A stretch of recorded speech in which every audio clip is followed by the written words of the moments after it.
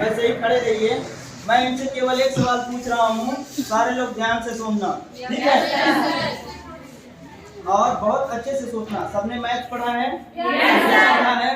सबको घड़ी देखनी आती है? ठीक है ना? इनके जवाब कोई नहीं देंगे, सिर्फ यही देंगे, ठीक है? आप अभी जिस दिशा में खड़े हो उससे 35 डिग्री पे आपका परछाई बन रहा है। सवाल फिर से सुनिए। आप जिस दिशा में मुंह करके खड़े हो उससे 35 डिग्री में आपकी परछाई बन रही है। बताइए सूरज कौन सी दिशा में है?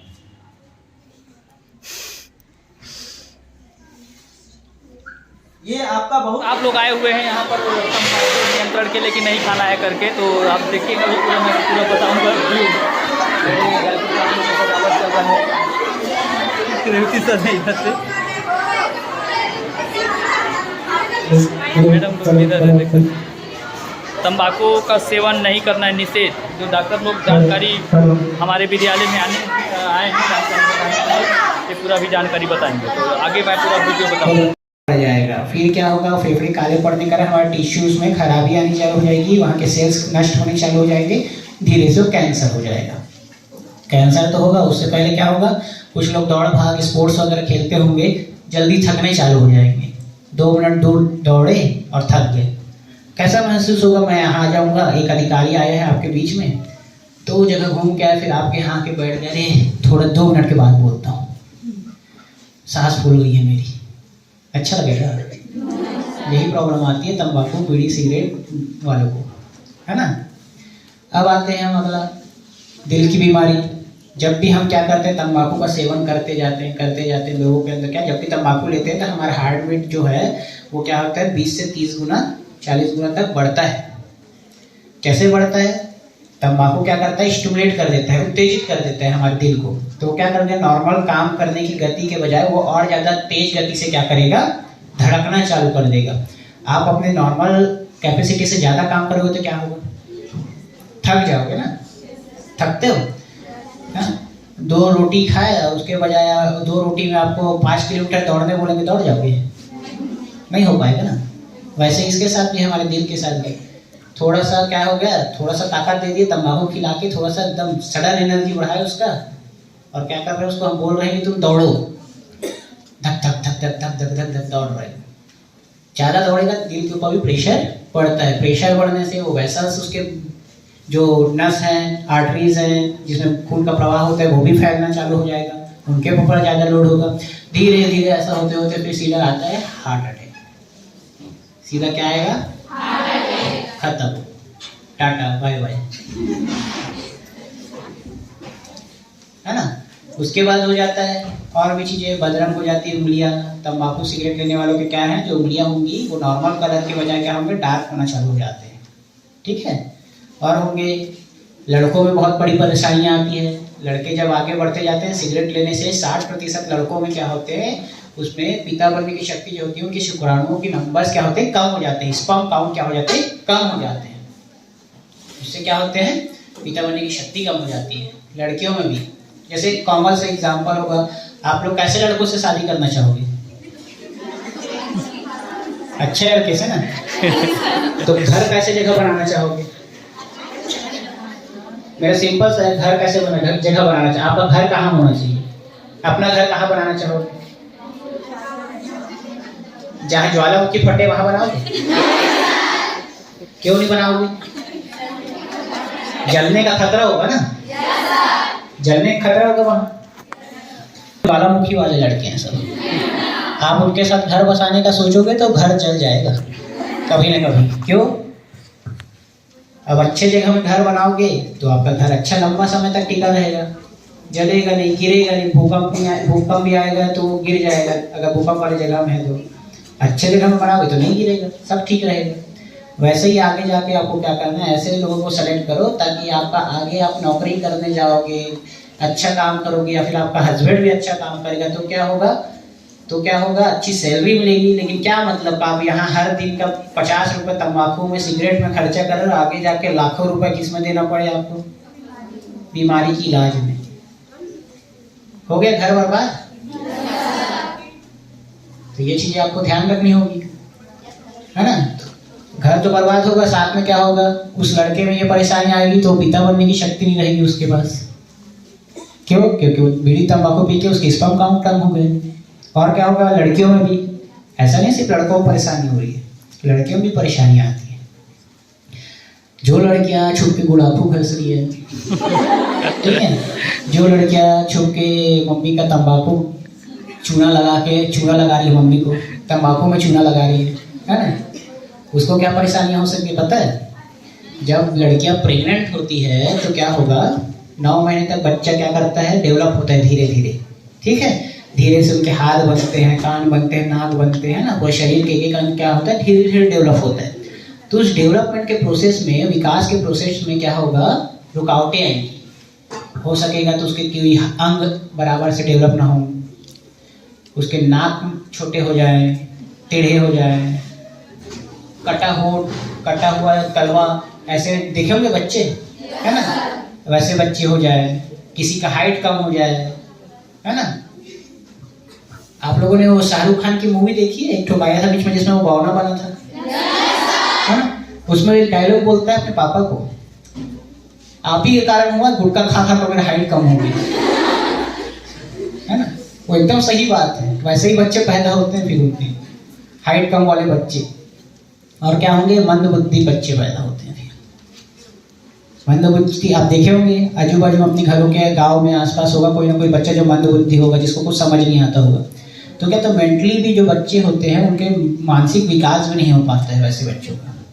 तो ये समस्या कितनी बड़ी है, समझ रहे हैं। तो ये सारी चीज़ें मैं आपको बताया हूँ, ये शारीरिक समस्याएं और भी होते हैं। गैंग्रीन हो जाता है, जो कभी किसी को घाव हुआ ऐसे लोगों को, तो उसका घाव जल्दी नहीं भरेगा, वो घाव सड़ता जाएगा और बदबू फैलाता है। ऐसे घाव को हम गैंग्रीन कहते हैं, ठीक है। तो ऐसे घाव होते हैं उसमें। तो इन सब परेशानियां क्या है, ये शारीरिक परेशानियां हैं, ये सारी परेशानियां। एक परेशानी थी क्या, कितनी परेशानियां बताएं? ऐसे ही खड़े रहिए, मैं इनसे केवल एक सवाल पूछ रहा हूँ, सारे लोग ध्यान से सुनना, ठीक है,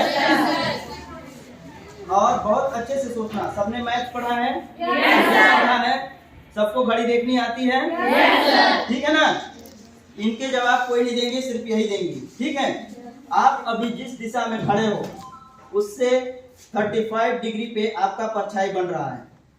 सवाल फिर से सुनिए, आप जिस दिशा में मुंह करके खड़े हो उससे 35 डिग्री में आपकी परछाई बन रही है। बताइए सूरज कौन सी दिशा में है?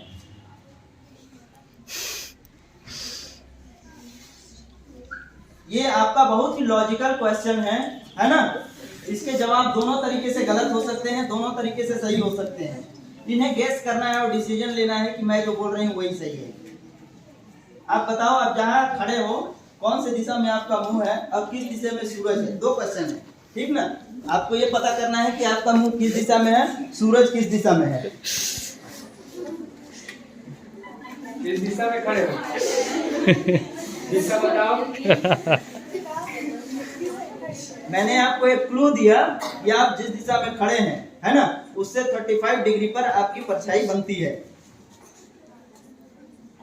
35, चलो अप्रोक्स 45 समझ लो। 45 मतलब सीधा सीधा हो गया, चलो ठीक है। अब बताओ, दिशा तो बताओ कम से कम, किस दिशा में? पूरब दिशा में मुंह करके खड़े हो, ठीक है। लेकिन मेरा सवाल क्या था, सूरज कौन सी दिशा में है?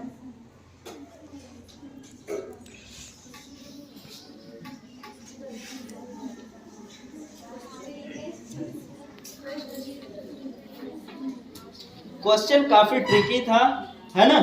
जवाब सुनिए, अगर ये पूरब दिशा में अपना मुंह करती हैं तो इनका परछाई इनके 35 डिग्री या 45 डिग्री पर बन रही है, ठीक है, ठीक है। अगर ये पूरब दिशा में अपना मुंह करेंगी, ठीक है, 45 डिग्री पे इनका परछाई बन भी गया, ठीक, तो सूरज किधर होना चाहिए?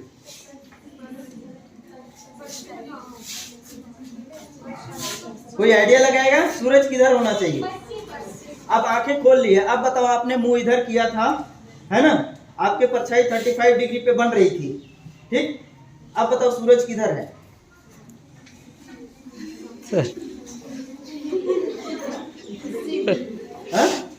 मैं किसी भी तरफ से बताऊं, सूरज जिधर होगा जस्ट अपोजिट मेरा परछाई बनेगा, पता है।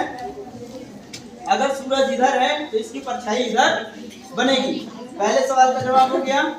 ठीक, अगर आप पूरब दिशा में हूँ बोल रहे हैं, ठीक, पूरब दिशा में हूँ बोल रहे हैं, तो आप बताइए कौन सी दिशा में सूरज नहीं जाता है? अगर इधर पूरब है, उधर पश्चिम है, इधर उत्तर है, इधर दक्षिण, क्या इधर सूरज जाता है? नहीं जाएगी। तो सूरज किधर होगा? उत्तर में होगा, तभी आपका परछाई इधर बनेगा, अदरवाइज नहीं बन सकता। अगर मैं 90 डिग्री में कहता तो आप पूरब की तरफ मुंह कहे तो आपका पश्चिम में बनता, परछाई पश्चिम में बनता। लेकिन सूरज अभी किधर है? उत्तर में, परछाई किधर बनेगी? दक्षिण। ठीक है, ट्रेनिंग है ना, अपने जीवन को किस तरीके से सेटिंग करना है और अच्छे जगह पे लेके जाना है, इसके लिए हमें डिसीजन मेकिंग होना चाहिए, पहला। दूसरा, अपने आसपास को स्टडी करने के लिए हमारे दिमाग को ट्रेन करना होगा कि अगर मैं घर से निकली तो घर से वहां तक पहुंचने में क्या क्या देखा। कभी ऐसा किसी ने रिवाइज किया है? नहीं ना। लेकिन 3 तरीके से बेनिफिट पहुंचाती है। पहला होता है हमारे माइंड को हमेशा एक्टिव रखता है। फॉर एग्जाम्पल, आपने घर से आया और किसी ने पूछ दिया, अरे तुम्हारे तुम घर से निकले उसके 100 मीटर के बाद एक आदमी पड़ा था, तुमने देखा? किसी को याद रहता है क्या? इसके लिए क्या होना चाहिए? फोकस माइंड होना चाहिए कि हम जहाँ से जा रहे हैं कम से कम उसके आसपास को ऑब्जर्व करते हुए जाएं और कम से कम 24 आवर के लिए अपने ब्रेन में स्टोर करके रखें, है ना। लेकिन इसके लिए क्या जरूरी है? Mental training. हमेशा यदि हम अपने आप को इस तरीके का इंफॉर्मेशन देते रहेंगे, इस तरीके के वर्क टास्क देते रहेंगे, तभी हमारा दिमाग उस तरीके के काम को करता है। ठीक है, बाकी आप लोगों को अपना तंबाकू कार्यक्रम समझ, स्वास्थ्य कार्यक्रम में काम कर रहा हूँ नर्सिंग ऑफिसर के पद पर, और मैं आप लोगों को मेंटल हेल्थ से रिलेटेड कुछ बेसिक चीजें बताऊंगा जिसे हम लोग लाइफ स्किल कहते हैं। आप समझते हैं लाइफ स्किल क्या होती है? मतलब जीवन में एक ऐसे कौशल या हमारी ऐसी पोटेंशियल या ताकत जो हमेशा हमारे पास होती है लेकिन हम उसे पहचानते नहीं, जो हमें हमेशा पॉजिटिव वर्क के लिए प्रेरित करता है। ठीक है, इस संबंध में मैं आप लोगों को जानकारियां देना चाहूंगा। लाइफ स्किल का मतलब होता है हमारे अंदर ऐसी क्षमता या ऐसी चीजें जिसमें आप अच्छे से अभी तक सर ने जो बताया वो था फिजिकल हेल्थ, फिजिकल चीजें, है ना, शारीरिक चीजें। लेकिन मानसिक चीजों में भी हमारी ऐसी आवश्यकता होती है जिससे हमारा डायरेक्शन हमेशा प्रगति की ओर होनी चाहिए। इजी थिंक और सरल दोनों में एक ही डिफरेंस होता है। ये इजी अंग्रेजी है, सरल हिंदी है, but both are more different. दोनों बहुत अलग हैं। कैसे? इजी बहुत आसानी से, सरल वो भी बहुत आसानी से सरल, लेकिन सरल चीजें करना उतना ही कठिन होता है। एग्जाम्पल सुनना चाहेंगे? क्या सुबह 5 बजे उठना बहुत कठिन काम होता है? कितने लोग उठते हैं? सब? क्या प्रतिदिन 2 घंटा पढ़ना बहुत कठिन काम होता है? क्या सब लोग 2 घंटा पढ़ते हैं? कुछ लोग नहीं बोल रहे हैं। पढ़ते हैं? क्या सब? हमें 2 किलोमीटर चलना चाहिए? कितने लोग चलते हैं लगातार? क्या सबको ऐसा लगता है कि प्रतिदिन हमें एक ऐसे नॉलेजेबल बुक पढ़नी चाहिए, ऐसी प्रेरणादायक बुक पढ़नी चाहिए जिसका एक चैप्टर कम से कम 5 मिनट ही सही पढ़ना चाहिए? कि कितने लोग पढ़ते हैं? क्या सबको लगता है कि हमें अपने शरीर को जिस तरीके से प्रतिदिन ऊर्जावान रखना है उसके लिए प्रतिदिन पौष्टिक भोजन की आवश्यकता होती है ना? लेकिन क्या आपको नहीं लगता कि हमारे दिमाग को प्रतिदिन अच्छे और अच्छे सोच के लिए, एकदम ताकतवर तरीके से काम करने के लिए उसे भी कुछ अच्छी डोज की जरूरत पड़ती होगी, अच्छे न्यूट्रिएंट्स की जरूरत पड़ती होगी? क्या हम लोग देते हैं उसे? नहीं देते। और दिमाग के लिए सबसे अच्छी चीजें और जरूरी चीजें क्या होती है कि वह हमारे दिमाग को और अच्छे, तेज और मजबूत और सशक्त बना सके। किसी को ऐसा आइडिया लगता है? कि क्या देना चाहिए हमारे दिमाग को कि वो प्रतिदिन एक अच्छा काम करे, अच्छे तेज गति से काम करे और हमें प्रतिदिन एक नई ऊंचाई तक लेके जाए। क्या करना चाहिए हमारे दिमाग के लिए? लाइफ स्किल ट्रेनिंग में यही चीजें बताई जाती है और मैं आपको वो चीजें बताने की कोशिश कर रहा हूँ। सबसे पहली चीजें होती है कि हमारे शरीर को जिस तरीके से प्रोटीन विटामिन चाहिए वैसे ही हमारे दिमाग को प्रतिदिन अच्छी चीजें चाहिए। और अच्छी चीजें कहाँ से मिलती है? या तो हम कुछ अच्छी किताबों से पढ़कर कुछ अच्छी आदतों को प्रैक्टिस में लाएं, या फिर कुछ ऐसी अच्छी आदतें बनाएं जिसे हम डेली प्रैक्टिस करते हों, या फिर हम कुछ ऐसे रिसोर्सेज का प्रयोग डेली करें जिससे हमारे दिमाग को ट्रेनिंग मिल सके। फॉर एग्जाम्पल, इसमें से कितने लोग चेस खेलना जानते हैं? नहीं जानते। क्या पता दिमाग को सोचने समझने की शक्ति बढ़ती है? ऐसा क्यों होता है? क्योंकि चेस में एक ऐसे कंडीशन आते हैं, उनके रूल्स ऐसे होते हैं कि यदि हम नहीं सोचते हैं तो वो हमेशा सबने सांप सीढ़ी खेला है? बहुत आसान होता है। उसमें दिमाग लगता है क्या? लेकिन लूडो खेलने पे दिमाग लगता है कि नहीं? कितने लोग लूडो खेलते हैं? किसी ने विनिंग पॉइंट पे पहुंचा है कई बार?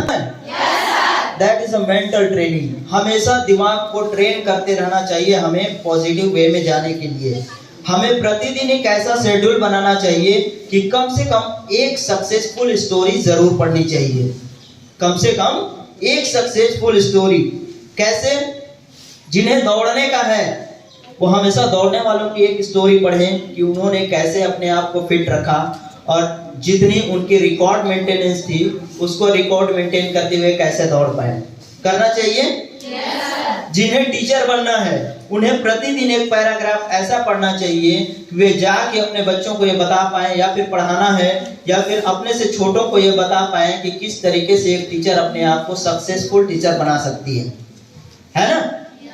दूसरी होती है जिन्हें कलेक्टर बनना है, उन्हें ये पता होना चाहिए कि मुझे प्रतिदिन अपने माइंड को किस तरीके से ट्रेन करना है कि मेरे सामने किसी भी प्रकार की सिचुएशन आए, अगर मैं वहां खड़े हो जाऊं तो तत्काल डिसीजन ले पाऊं। ये होना चाहिए। क्या हम अपने माइंड को इस तरीके से ट्रेन करते हैं तो क्या हमारा दिमाग उस लेवल का काम कर पाएगा? फॉर एग्जाम्पल, मान लीजिए आप एकदम से जोर से दौड़ रहे हैं और किसी ने दरवाजा धम से बंद कर दिया, हम क्या करेंगे? गिर जाएंगे। लेकिन हमारे पास ऑप्शन भी है कि हमारा दिमाग अगर सडनली काम करे तो हम रुक भी सकते हैं। रुक सकते हैं या नहीं? रुक सकते हैं ना? अब मैं एक छोटा सा और आपको दिमाग की ट्रेनिंग देता हूं। आप सब मोबाइल यूज करते हैं? लगभग जीवन के 15 से 20 घंटे मोबाइल में ही जाता है, स्कूल टाइम को छोड़ के। ऐसा नहीं? लेकिन हमने पढ़ा है कि मोबाइल एडिक्शन होता है। क्या आप लोगों में नहीं है? लोग अपने जीवन के दिनचर्या का 90% भाग केवल मोबाइल देखने में ही लगा देते हैं। नहीं है ऐसा? ऐसा नहीं है तो बहुत अच्छी बात है ना? लेकिन आपकी दिनचर्या में अगर मोबाइल है तो फेसबुक के अलावा दुनिया में और भी बहुत सारी चीजें हैं जिसे हम देख सकते हैं। YouTube से कुछ ऐसी चीजें हैं जिन्हें छोड़कर हम बहुत सारी चीजें प्रतिदिन सीख सकते हैं। क्या आपने अपना शेड्यूल तैयार किया है मेंटल ट्रेनिंग के लिए? हम अपने दिमाग को कैसा रखें कि हमें आगे आने वाले समय में क्या रिजल्ट मिलेगा? किसी ने ऐसा प्लान किया है? किसी ने ऐसा प्लान किया है क्या कि आने वाले 10 सालों में मुझे IPS बनना है, पुलिस बनना है, अधिकारी बनना है, डॉक्टर बनना है? कोई सामने आ पाएगा क्या जिन्होंने ऐसा प्लान किया है? 1 मिनट का बात करेंगे उनसे। मैं कुछ ऐसे गोल्डन टिप्स दूंगा आपको मानसिक स्वास्थ्य से संबंधित अपने दिमाग को ट्रेन करने के लिए, जिससे आप IPS बनना है। आप 12th में हैं अभी? 12th में। इसके बाद आपको सब्जेक्ट सिलेक्शन का टाइम आएगा। आपने अपने ब्रेन को किस तरीके से ट्रेन किया है कि आप आने वाले अभी 4 महीने बाद, 3 महीने बाद एग्जाम हो जाएगी, 4 महीने बाद आपसे पूछा जाएगा कौन सा सब्जेक्ट लेना है ना? आपका गोल है कि आपको IPS बनना है। आपने अपने ब्रेन को ट्रेन किया है कि आईपीएस बनने के लिए मेरे ब्रेन को क्या चाहिए? नहीं किया है, ब्रेन को ट्रेन नहीं किया है। यही हमारे सबसे ज्यादा जरूरी होती है लाइफ स्किल में कि प्लान बनाए। संस्कारक मतलब ऐसा प्लान जो छोटा हो और जिसे हम आसानी से अचीव कर सकें, लेकिन वो ऐसे डायरेक्शन में हो जो कि आगे जाए, आपको एक सही रिजल्ट लेके जाए। अभी तक आपने रिसर्च नहीं किया कि मुझे आईपीएस बनने के लिए कौन कौन से सब्जेक्ट पढ़ना है। Political science only, geography only, GK भी है ना। आपने ऐसा शेड्यूल बनाया कि प्रतिदिन मुझे 5 मिनट अपने सिलेबस में से, 12th के सिलेबस में ऐसे बहुत सारे हैं, है ना, जो आती है